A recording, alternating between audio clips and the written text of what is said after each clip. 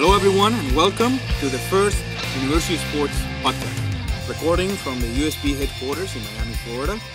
USB, since 1994, helping student athletes secure their future. Over 1,700 student athletes we have guided and helped during this time, and now we want to help you. We want to help you sharing great stories, tips, and guidelines that will definitely boost your recruiting.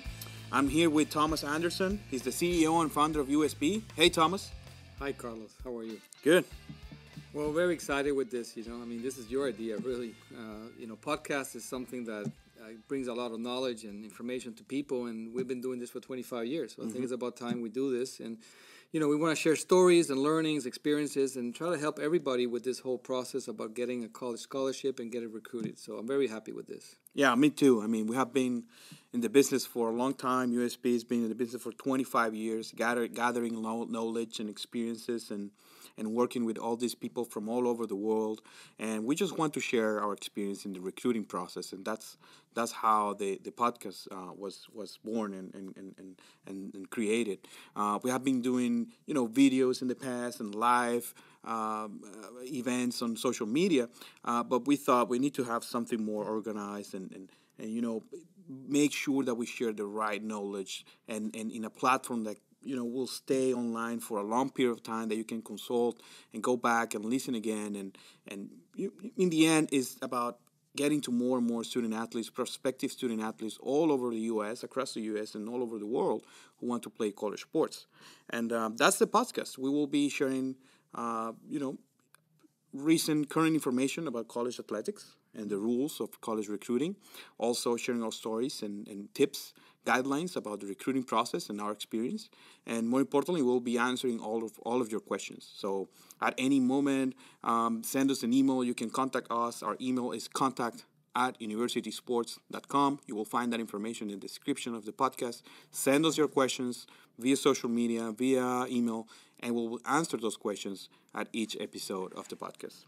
So, Thomas, before we start with the theme of the day, I want you to tell our audience a little bit about University Sports, about USB. Can you share a little bit about the company? Yeah, well, USB is a dream come true. USB was born in 1995. It started in basically my house. I talked to some people. I myself was recruited as a student athlete many years ago, and I realized that there's so many kids out there that have a dream but don't have enough information, resources, don't know how to go about it. So I thought, well, listen, it's about time that somebody could help all these kids.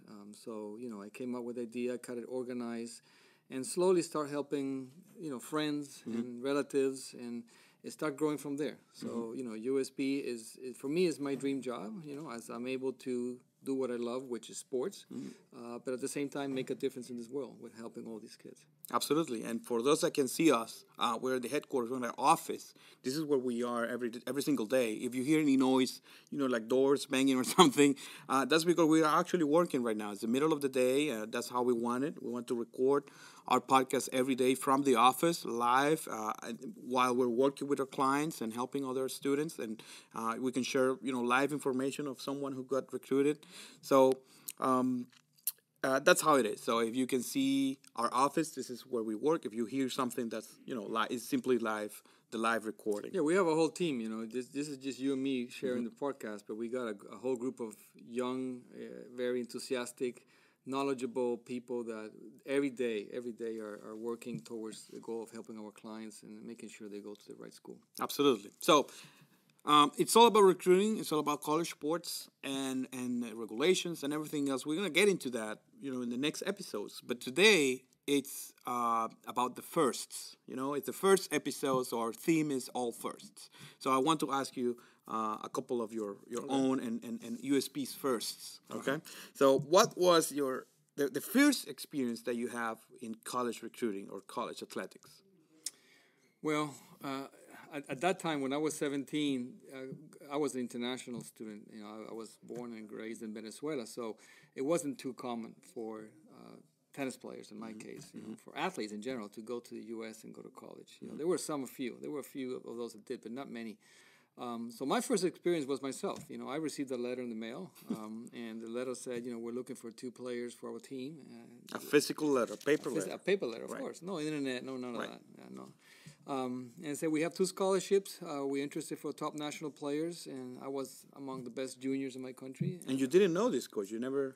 I didn't know anything. I didn't Okay. know the college, anything. I just saw at the top of the letterhead it said New Mexico Military Institute. Military. Okay. Yeah, yeah. So that was kind of strange. Right. Red Yeah, flag. Yeah, but I just did scholarship, and I showed it to my parents, and Mm-hmm. they said, you know, they didn't believe me. They were not, you know, they thought I wasn't going to do it. Mm-hmm. But I kept reading the letter, and I saw a phone number, so I picked up the phone. I called the coach. Okay. I told him, hey, coach, this is my name. I'm from Venezuela. I got and- this letter. Yeah, and I'm interested, you know. I want to play tennis. I don't, you know, if I stay in my country, like many countries, you know, you can't combine sports with academics. So I said, I want to continue playing.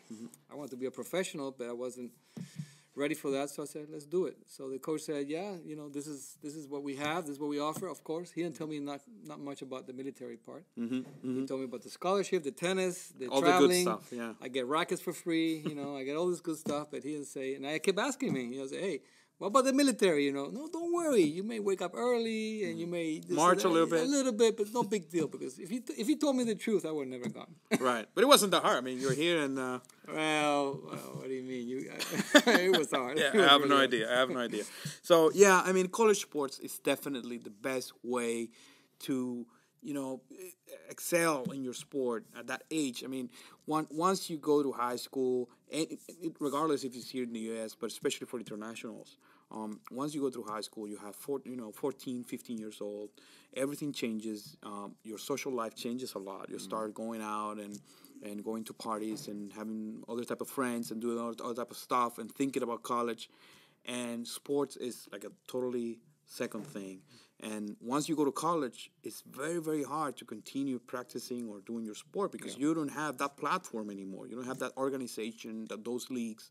So college sports allow many, many athletes to continue developing, and it's the closest thing to a professional sport. Yeah. And it's also a platform for professional sports. So that analysis and that what you did, and that's what we want for all those athletes who want to keep excelling, keep performing in their sports. Okay. What about your first day at college? You get your letter. You call the coach. You said yes. He sent you the paperwork, visa, everything else. Yeah. You get there. You get to New Mexico. What happened the first day? It was a long trip, you know. Flights got delayed. I saw snow for the first time, you know. I got stuck in Houston. I had to sleep on the floor. So was it January? It was in January. Yeah. Okay. I went in the spring. Okay. So, you know, I slept on the floor of the airport. You know, I was already thinking, did I make the right choice? All you know? alone? Yeah, all alone. Okay. I got to Albuquerque. This is in New Mexico, so I got to Albuquerque, New Mexico, and the flight got canceled from Albuquerque to Roswell, which is the small town, 40,000 population. Okay. So we took a bus, and in the bus, you know, all the cadets, which are the students, the cadets, were there with no hair. I was the only one with my long hair. And I was saying, right. oh, okay, I'm starting to get a reality check. You know what's going on. So I get there, and the coach is waiting for me, and you know this big guy, like I don't know, 6'5", huge guy. He didn't look like a tennis coach. He looked like a football player. And he welcomed me, and you know, he said, well, welcome to Mexico Military. And that's when it hit me. You know, I walked in there, and I saw this whole fort, you know, and everybody marching. They took me to this place. First thing, cut all my hair off, you know, zero. Gave me my boots, my uniform, my rifle, you know, and I went to my barracks. Not the racket. No. It's not it wasn't the typical first day for a student athlete. Right. You know? We're not trying to Right. scare anybody here. We need to clarify. This you didn't go to the military. This is a military style college. Yeah. And it's a very specific type of school, and not everyone will go to this type of schools. Yeah. But regardless of if it is a military school or not, the first day will shock you. It shocks you. It shocks you. Remember, I mean, at that time there was no internet, there was no resources, you know, so you couldn't really find out much about where you were going. You know, so it was more like. Right. But Random. beyond the military experience, how do you think it changes you, you know, to grow from a little kid from home to be starting to become a man, independent, going to college. I mean, that had to be No, amazing. definitely No, truly. I think it has taught me a lot. You know, the 2 years that I spent there, it was a junior college. So I went there 2 years, and then I transferred to New Mexico State Division One. But those 2 years in the military, you learn how to appreciate time, effort. You know, you had no time, no free time really. I mean, from 5:30 in the morning, you wake up all day long. You were either doing something military, going to class, which was a regular university, and then you had to train, and then you and go compete. back, compete, study, you know, and then you were cleaning the booths, you know, clean the bathrooms, doing a lot of things. But honestly, I think everybody should experience at least a few months or a year of military because it really teaches you a lot. So for me, it was perfect way of learning to be responsible and getting the use of my time. So yeah. Yeah, and we hear these stories all the time. I mean, we work with so many athletes every year, and sometimes they call us, and sometimes they ask me, "Are you going to be there with me when I go to college?" And I explain, "Hey, it's not my position to go, but if I could, I will go. But you need to experience this yourself." And then they tell us how it went. Some schools are very very welcoming, and they have all these platform, and everything is ready for for the freshmen. And they, especially if you're an athlete, your coach is an additional help to that process. Not only the staff and admissions, but also your coach and your teammates. So they make it a little bit easier for you as a student athlete. But those first days are game changing. Yeah. For everybody. Yeah. But today, you know, in the way we do it with our clients, you know, you got to do your visits, you got to get involved, you got to do research, you get to know the coach. You got to know where you're going. You really minimize the risk of any kind of surprise. You need to know where you're going. Yeah. But you know, for many, sometimes it's hard. But the first, like you're saying, the first few months is tough. You're homesick. You know, if you have a girlfriend or change your life, it's difficult. But after you pass those first months, first semester, you're fine. So 2 years went by. You transferred to New Mexico State Division I program, and then you graduated at New Mexico. Many years passed. We're all about first now. So, do you remember the first day that you thought about USB? The first day that you imagine what USB could be, or initiating this project. How was that? Yeah, I mean, it was hard. At that time, I was working at a tennis academy as a tennis coach, so I didn't have free time. I was working all day, but I remember that we built this little office. We had a townhouse, so second floor we had an extra room, so we built this little office there with a little old computer and put a desk, and I bought some flags from some colleges and I stuck them in the wall. Okay. And I was all happy. I felt myself, I'm a college agent, So on your own? On my own, by myself. My wife would help me a little bit, my father-in-law too. I remember those days, like I said, there was no internet, there was nothing. So, right, no Facebook? No, nothing like that. So we would send letters to coaches by mail too. So they will help me just build these resumes for the kids and put them in mails and send it to all the coaches. So the first day was, like every self-employed, it was very uncertainty, a lot of excitement, but you're not sure where that's taking you, And looking back 25 years later, it's just amazing what we have done. But I could just say I knew from the beginning that this was going to be my future. Okay, sounds incredible. Yeah, and the project has grown a lot. You moved from that office to another home office. Yeah. We have evolved a little bit since then. We now have our own office in a regular office building. Yeah. We have been growing, and the staff is growing, and we have more and more people coming every day. And it's great to work here because you're doing your job, but in the end, you're helping kids. You're changing life, helping this student athletes transition from high school or wherever they are to college sports. And secure the future. Yeah, the most important thing, we haven't really changed the model from day one. The model has still been the same. Philosophy is the same. Every person is different. Every person requires individual attention, and we haven't changed that. And that's why we have kept inside this business. With all this experience, what would you say is the first thing a student athlete should do if they want to play college sports? Well, I think the first thing you need to do is you need to do some research. Research in many ways. You need to research, first of all, about yourself. First of all, is that really what you want to do? Are you serious about sports? Because college sports is as close as profession as you could get. You can be training every day and traveling, and you have a commitment. You have to go to gym. So if you're not serious about sports, then that's not for you.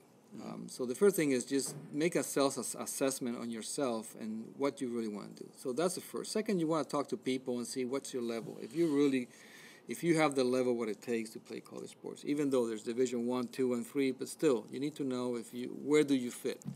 And after you do that, you just have to build a plan. You have to build a plan, and that includes your academics, your athletics, your recruiting. And once you have your plan and you understand where you're standing and where you want to go, then after that, if you could get advice, that helps. But basically, you just got to work hard in your academics and work hard in your athletics. Right, and you have described very quickly, those steps, and we're going to explain these steps one by one. We're going to go through each stage of the recruiting process in the next episodes, making sure that everyone knows where to start, what to do next. Sometimes you build a college list, but then what do I do? Or sometimes you build a college list, but you didn't do the right research. So where to start, to make sure that you end up going to the right fit school, where hopefully you will graduate after 4 years, and graduate happily, with that decision, not without any regrets. Many students, especially internationals, are placed in schools because it's the first offer they find, or it's the first offer they get, or what they think is a good enough offer, but they don't know anything about the place or the school. It might not be a bad university; it might be a very good school, but it's not the right fit. Yeah. So you need to know where you go prior to making that decision, and you need to know where to start to be able to get to that point. So, okay, so over the last 25 years, USP has guided and placed over 1,700 student athletes, from all over the world, across the country, tennis players, soccer players, volleyball players, golfers, swimmers, you name it. But everything has to start, okay? And since this is the first episode, and the theme, as you know, is firsts, we have a very special guest today over the phone from La Asunción in Paraguay. We have USP's first client ever from 1995. He was the first client. His name is Ricardo Mena. He's in Paraguay, and he was USP's first client. Do you remember working with Ricardo? Yeah, because at that time, we connected our phone. We bought a fax machine, and there it comes. First fax comes in from Paraguay. Okay. Ricardo Mena. And he said, "Hey, that's great. This is me. Great. I'm in Paraguay. I'm a great player, and I want to play college. How can you help me?" I said, "Yeah." Let's connect with Ricardo and ask him a couple of questions. Okay, so we have Ricardo Mena from La Asunción in Paraguay. Ricardo, how are you? Very good. Here in the hottest country in South America, Paraguay. that is right. Very hot, and warm and humid, yes. Right? Yes, also it's like 42 degrees, really hot. Yeah, it's brutal. Okay, so Ricardo, you led the way for 1,700 student athletes that have been working with USP since 1995. So, how do you think? How do you feel about that? Well, I feel pretty good. It's been so many years since I first contacted Thomas. And at that time, I didn't know what to expect and on what way my life will turn, But now, looking backwards, is I think I did a very good decision. Hey Ricardo, good to see you again. It's incredible how so many years have passed, but just looking at your career and what you have done, it just makes us so proud. But I never asked you this. How did you get started in tennis? Tennis wasn't at that time the big sport in Paraguay. Like all those countries, is mostly soccer. How did you get started in tennis? Well, Victor Pecci was one. He was top 10, and he was from Paraguay. And for many players like me, he was the player to follow. And I think many young people, like as I was, we were watching him playing, and then we started grabbing a racket, and then suddenly we start playing tournaments, and then thinking to become a professional. So yeah, so that's exactly what the big question is. Everybody wants to be professional. Victor was making good money. He was famous, traveling. He was good looking. A lot of women behind him. That why did you go to college? Why didn't you? What made you decide to go to college when it wasn't that something that a lot of internationals were doing? Well, I was playing and traveling a lot, and I didn't have enough money. And always, my parents always told me, "You need to study. You need to study." And I could have studied here in Paraguay, but if I did so, I would have to leave tennis, quit tennis, and not playing tennis anymore. And while traveling, a couple of Argentinians and Uruguayans, they were already playing in US. So asking how did you do it, and they were kind of, yeah, you can do it, you can study, and that was the main, my main motivation, to keep playing and studying. So it was something new, but I was willing to try it, and I think, as I say, it was a good decision. Yeah, and as you know, and you have players that are going to college, and you're working with the best players in Paraguay, and you kind of see how recruiting is today, but it wasn't like that before. It was completely different. How did you feel the process went, and what do you think were like the big challenges? And if at any point you thought, hey, am I making the right decision, or maybe not? Well, I was actually like 400 in the world when I decided to go to study. So it was a big decision, keep playing or or go to college. And I was already 24 years old, so I said that's my last chance to go and study. So it was a big decision. It took me time and effort, because it was something that not too many people try here in my country. So I didn't have anybody that can tell me what to do. So to go and know what to do, and find out. And that's when you came in, and when you contact you contact through the federation. So Okay. one day the federation called me. We got a fax here. They knew I was looking for to study.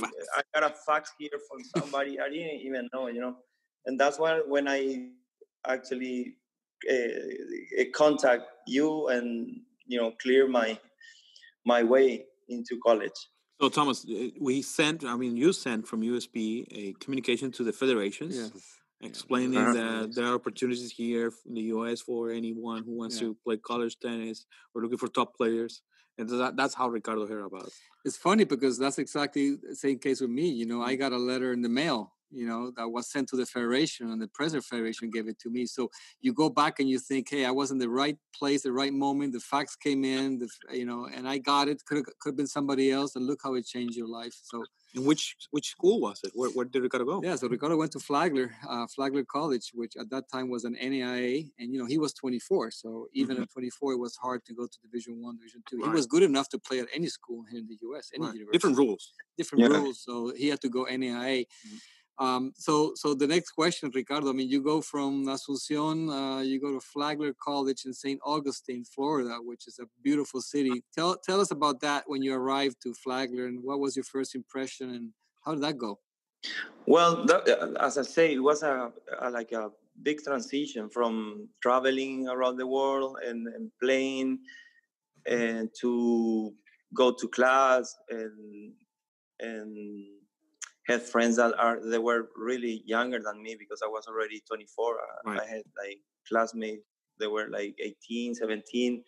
So it was tough. The first 4 or 5 months, it was really tough. So I say maybe I didn't do the right decision, but I stayed there, and then I say, okay, I'm gonna finish this semester and see how it goes. And then little by little I started. My coach was Walter Sheen. he Yeah. helped me a lot too. He talked to me a lot and helped me a lot with my studies. And then after the first year, I said, man, I should have done this when I was 17 or 18. But I did not 24. But Well, that's a very very good lesson. You had that opportunity to do it at 24. That's not possible now. I mean, rules have changed a lot. So, what would you say to any high school student who is doubting about maybe leaving country? Going out there on their own, leaving mommy and daddy, and being on their own in a foreign country or in a different city. What would be your message to them? for someone that is 17 Yeah, or 17, 24. 16, 18, someone who's in school, but Yeah. is thinking about it, is not sure, is afraid of making that transition. No, yeah, I always say to I have my student here in Asunción. So I think the best decision is to go to college. I mean, now you have players that are 30 years old and they are still playing and maybe at their peak of their career. And and you have plenty of time. If you still want to play professional, you can do it after you finish college. Also, the facilities in college are really good, much better than we have here in Asunción. So I think it's the best decision, unless you are a really good junior, and that maybe that's you can think about even more, But for any player that's 17 and with a good level of tennis, I think I'm 100% sure that college is the best way to go. And this applies to other sports. I mean, we're talking about tennis now, but this applies to other sports. Unless you are really a consolidated superstar at the age of 16, you need to be very, very sure that your path to professionalism is there, because chances are, I mean, probabilities are very, very, very little. So, Yeah. Well, the key is that college is a springboard to profession. It's not closing the door. It just keeps the door open that you get an education. But listen, Walter Shin, your former coach, still thanks me today for sending you to Flagler, because you made history in Flagler. You became the best player in NAIA in the country. You put Flagler in the map. So you definitely are a legend in that school. But how did you feel? How did you feel college tennis was? Was it like what you expected in terms of the competition, the training, and the other players that compete at that college level? Well, I didn't have experience. A one division college. I just went to Flagler, and that's where I did my 4 years of college. But it was, to me, good. Maybe we have everything. Maybe have rackets, we have strings, we had balls. I didn't have that in my country at that point. 24, So it was more than I expected. For the level of tennis, I was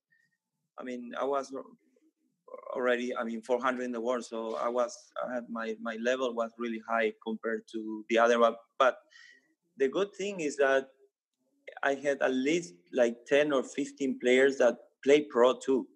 So we have good competition. So I met some guys that were at the same position as me, maybe younger than me, but the level was really good. And I have no experience with Division 1, but I guess it's even stronger. Yeah. And it's been improving since 1995 for sure. So every year is higher. Yeah, yeah, and you've seen that. Division 1 is as close as you could play at the professional tour. So many years have passed. Tell us post college. Tell us. What have you been doing? What are you doing right now? And back in Paraguay, give us an update. I live in Miami for like 15 years and working on computers, and then little by little I was working on tennis in the morning, in the afternoons, and I was doing computers in the morning. So I found a good combination there, and then for personal problems, we have to move back to Paraguay 2-3 years ago. So now I'm working at SIT, which is the biggest club here in Paraguay, in Asuncion. So I have the academy here. So I'm almost 100% just on tennis right now. Well, that's great. I'm sure. I'm sure all these students back in Paraguay could learn a lot from you and your experience. And your advice is gold. We saw you not too long ago in our showcase. You brought a player, and we wanted to ask you. What was your feeling on that event, and also how have you seen that USB has changed since 25 years ago when we first talked to you? No, the event was great, unbelievable. I mean, a lot of players, coaches. It was huge. I wish I had those events on back of my days. But that was really helpful. And I took Santino, who is the kid that I took, and I think he made contact with 4 or 5 colleges that for sure is going to go to one of them in August. Okay, great. Good, cool. Okay, well, Ricardo, I know you look like you are going to get ready to get back on the court. So just the final question to finish. This is our first podcast. Yeah, first episode. Yeah, and we're calling it the first, and you were the first USB client, so everything is first today.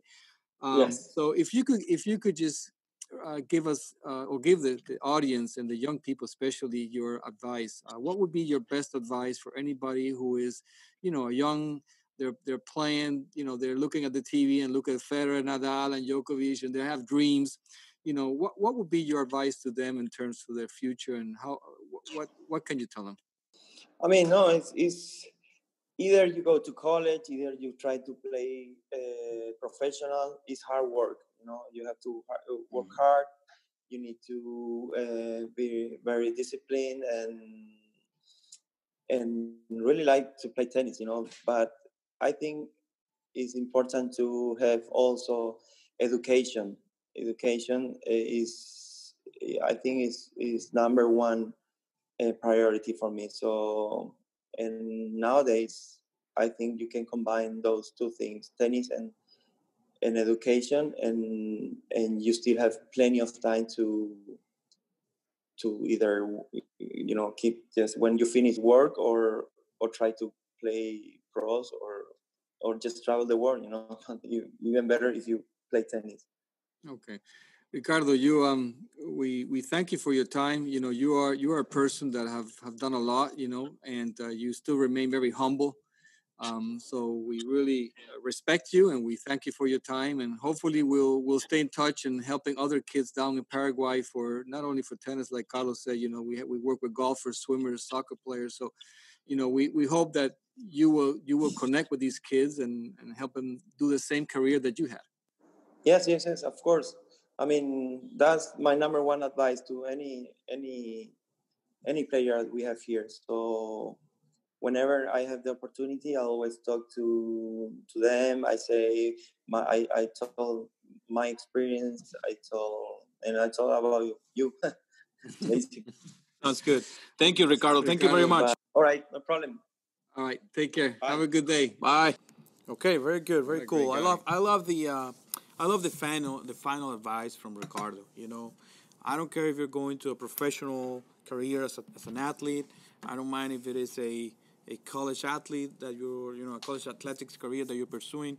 Everything will be hard work. Yeah. You need to work hard, and that's 100% accurate. Whatever you set your mind to, you need to work hard for it. Yeah. And being a student athlete is not easier than being a professional athlete. I mean, student athlete requires a tremendous time, effort, dedication. You need to not only compete and train and be there for your teammates, you need to go to class and be a good student. And you will have a standard that you need to meet, and you need to do several things at once. And some kids even work, during their time as student athletes. So it's hard work is key, and education is the other half of it. I mean, you need to get educated, regardless if you're a professional athlete or if you want to pursue college athletics. And we have worked with professional athletes that want to get an education.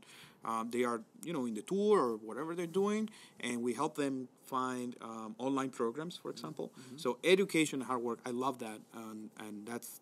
If that's the message you want to get from this episode of the podcast, that's definitely a good one. Yeah. So great advice from Ricardo. And the lesson from Ricardo's own experience is that he was 24 and he was already playing the Pro Tour, and he probably decided to go to college because he knew he wasn't going to really make it. He realized it once he was there. Yeah. And it doesn't work these days. So I guess his best advice is, you have to start early and start planning everything. Don't wait until you've been 3 or 4 years out of college, out of high school, to start thinking about going to college. It doesn't work that way. So what he did, he couldn't do it now. No. Okay, great. Okay, before we finish, the USB class of 2020 is a section that we're going to explore in every episode. We want to congratulate or mention one of the kids that we have placed, each day. So from the class of 2020, Christian Banti from Italy, who is going to St. Francis University. St. Francis University in Pennsylvania, right? Yeah. Okay. What can you tell us about Christian? Well, Christian is from Italy. He came to us through our partner in Midtown Academies in Weston. He's a good player, strong, fit. He looks like a soccer player. Yeah, he's actually. a big guy. Big guy. But he's one of those guys that's very responsible. He takes his academics very seriously. And he had this dream, he wanted to play college tennis. But in Italy, it's something very new, so they didn't know about it. So the good thing, he came here. Worked hard in his English and getting ready for the tests. Yeah. He took everything seriously. He worked with Oscar, our lead agent, and and Oscar, I could tell you that he every task that we gave him, he would follow. And once the coaches start writing to him, he wrote back. He was on top of everything, and that's why he ended up going to St. Francis. He wanted to study engineering, which is not easy. It's very limited number of schools that you could really go and pursue that major. So, Francis was a perfect fit for him because it's not a big school. It's private. His team is perfect. He would play middle of the lineup. Has a good engineering program. The budget fit the family, which is always important. So all the criteria were checked, and we're very happy for him, and I think he's going to be very successful. So congratulations, Christian, and to your family. We will be following your progress and your next steps, and we're really happy for you. And keep making us proud. Yep. So I think that's it. Let's wrap it up. This was the first episode of the University Sport Podcast. We'll be doing 2 episodes per month. Hopefully in all the regular podcast platforms. We'll be in Spotify and Apple Podcasts and our YouTube channel as well. Follow us on social media at University Sports, Instagram and Facebook at University Sports. And you can always send us an email at contact@University Sports. We'll be more than happy to answer all your questions in our next episode. And let's stay in touch. Okay, great. Thank you, Carlos, and thanks everyone for listening, and look forward for the next one. Thank you. This is USP.